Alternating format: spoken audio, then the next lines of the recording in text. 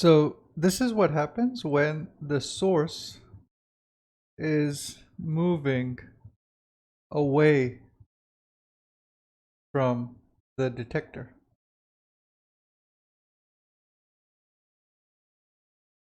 Now let's consider what happens in Galilean relativity when the source is moving perpendicular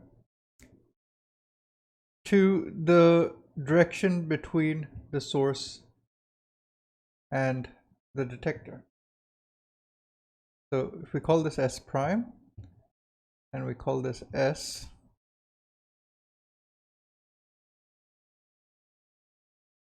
then this source will emit wavefronts which are separated in time. So it'll emit the next wavefront a time period t prime after emitting the first one. And you can see that though these wavefronts might pick up an additional velocity in the perpendicular direction, it doesn't affect their spacing in the horizontal direction. And therefore the frequency that S would detect, assuming that the frequency that S prime is emitting them with is nu prime, which is 1 by t prime, the frequency with which S would detect them would be exactly the same. Okay, so what that means is, in Galilean relativity,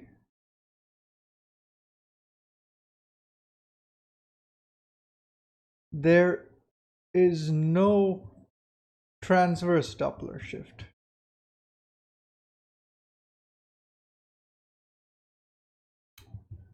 That is, when S prime is moving transverse to its direction with S, you don't see a shift in the frequency. The frequency stays exactly the same.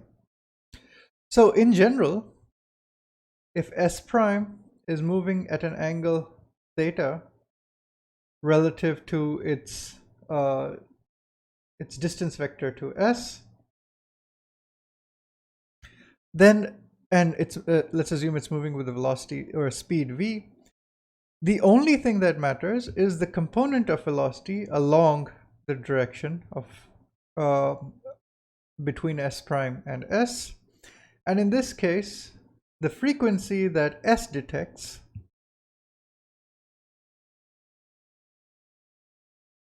will be different from the frequency emitted by S prime by an amount which is 1 plus v cosine theta by the speed of the wave that you're emitting.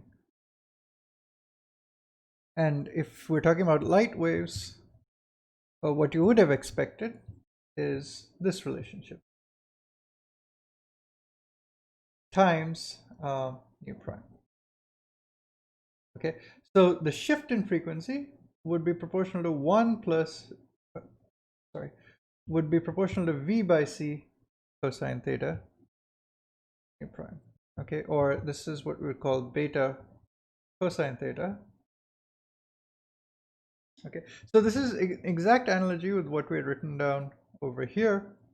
Okay, for Doppler shift when the source is moving towards the source S prime is moving towards S with a speed v, except in this case, since it's moving at an angle, we need to consider the speed along the, or the component of the velocity along the direction of relative motion. Okay, so our prediction for Doppler shift in Galilean relativity is nu is equal to nu prime into 1 plus beta cosine theta. Now, this is an approximate relationship which is valid for beta much less than 1. But if I want an exact relationship, the exact relationship is nu is equal to nu prime over 1 minus beta cosine theta. This is an exact prediction in Galilean relativity.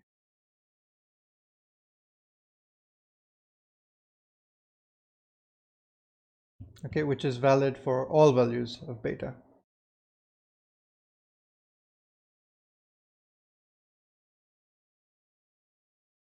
Now, let's compare this to what we expect in special relativity.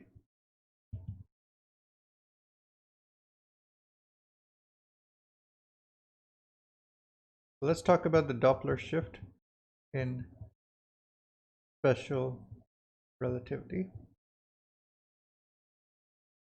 So earlier on, we had derived the transformation between what an observer S would see for a light beam, which was seen by S prime, be moving at an angle theta prime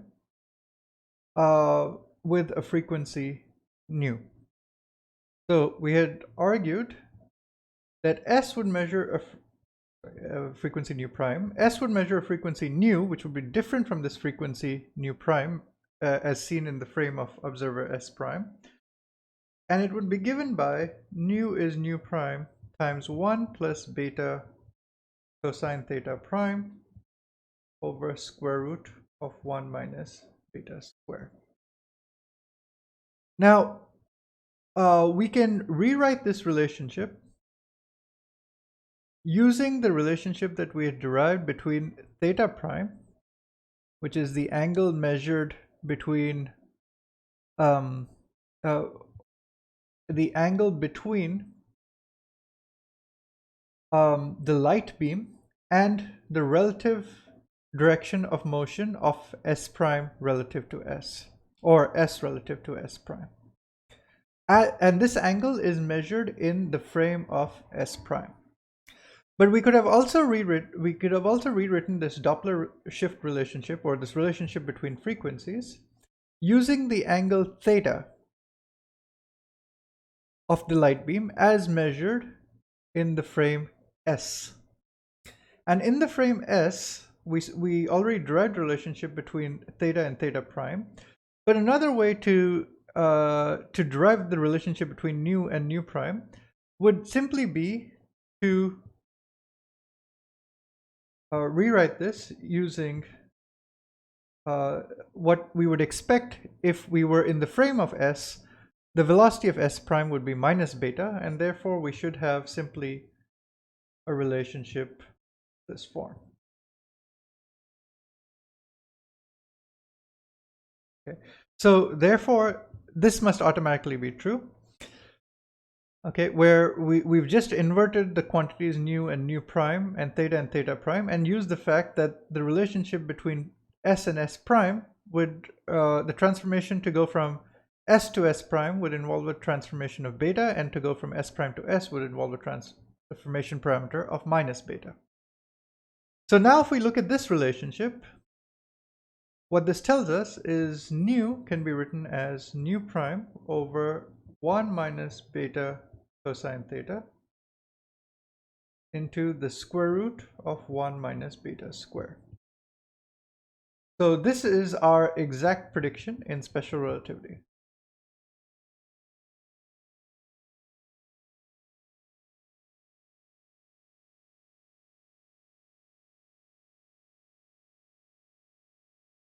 So if we compare with what we had in Galilean relativity,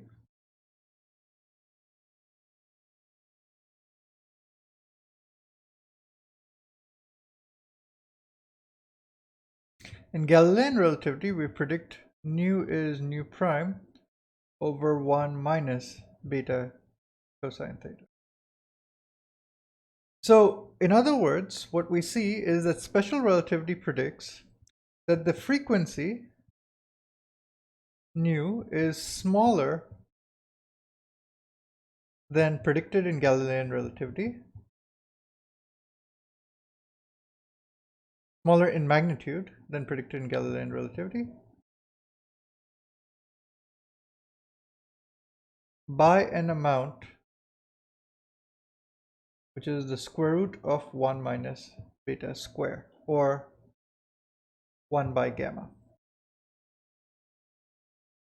So the first thing that we see is that for small beta, that is small speeds compared to the speed of light, nu is approximately nu prime into 1 plus beta cosine theta. And this Doppler shift is the same both in special relativity and Galilean relativity.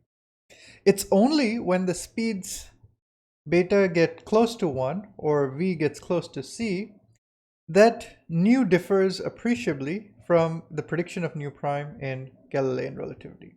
Okay, and the difference is this factor of square root of 1 minus beta squared.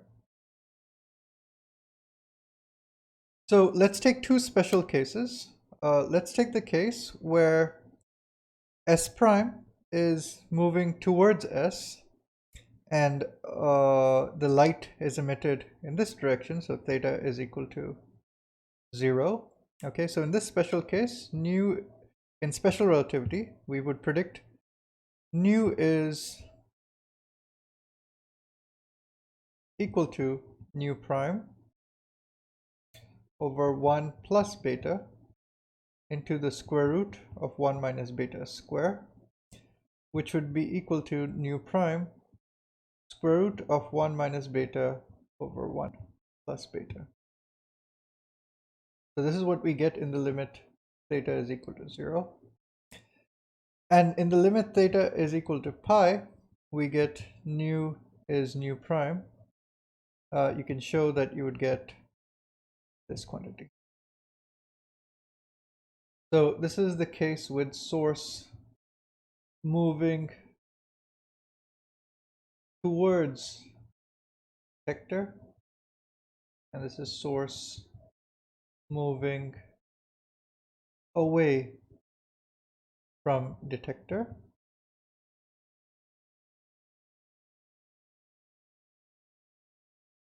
And both of these lead to the prediction in the small beta limit of nu is nu prime times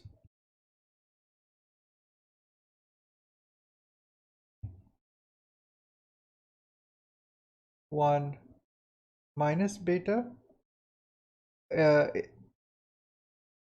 Okay, in the case of theta is equal to 0, that is the source moving towards the detector, or nu prime times 1 plus beta, source when the source is moving away from the detector.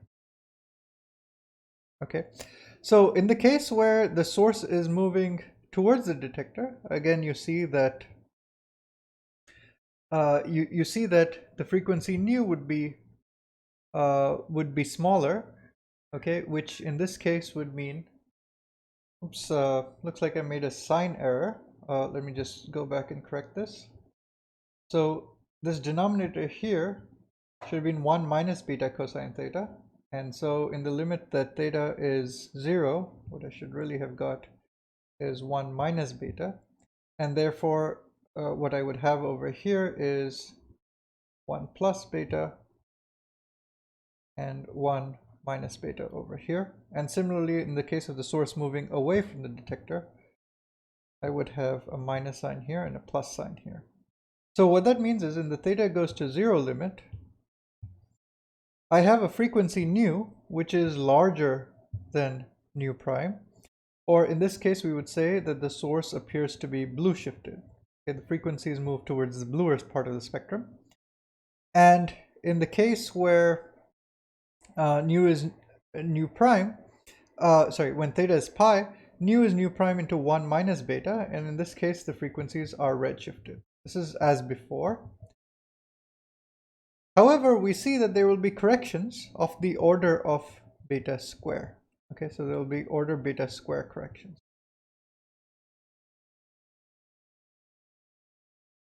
Okay, which are predicted specifically in special relativity, which you don't get in Galilean relativity.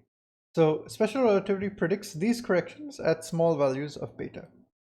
These corrections grow larger and larger as beta grows towards 1. So there is a correction to the Doppler effect when the source is moving towards or away from the detector, but these corrections are of the order of beta square. However, something even more spectacular is happening in special relativity if we consider the case where the source is moving perpendicular to the direction of relative motion. What we get is, in this case, theta is pi by 2, and nu in this case would actually be nu prime over 1 plus beta cosine theta, which is 0, but we would still have this factor of square root of 1 minus v square by c square. So nu would be equal to nu prime into square root of 1 minus v square by c square. And what this would tell us is that even when the motion of s prime relative to s is transverse, you still detect a different frequency, okay, which is something that you don't expect in Galilean relativity. So this is called transverse Doppler shift.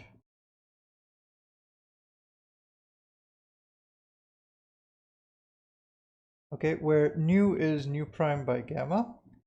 And since gamma is greater than 1 for speeds close to the speed of light, the frequency that you detect, okay, the detected frequency by s would be smaller than nu prime. So nu less than nu prime, which implies that the transverse Doppler shift is a redshift. Okay, so even when the source is moving perpendicular to the direction of relative motion, you see a transverse Doppler shift, and that Doppler shift is always redshifted. Okay, however, that Doppler shift, this transverse Doppler shift effect, is an order beta square effect. Okay, so for small speeds, it's highly suppressed. But in fact, this transverse Doppler shift has been measured, and therefore we know that these stunning predictions of special relativity actually do hold to be true for light.